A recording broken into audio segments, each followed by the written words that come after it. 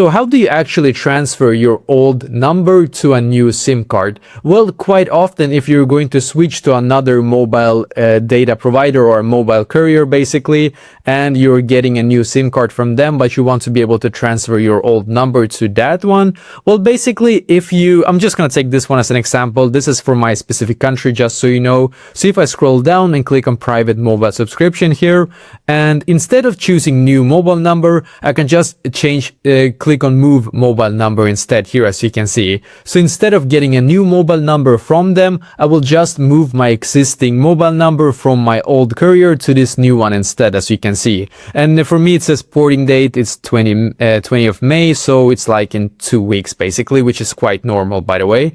So basically, when you're going to switch to another provider, make sure that you're going to move your mobile number and don't get a new mobile number. If you don't see this option, you can always call them and ask them to transport your old number to them instead. They should be able to help you with that.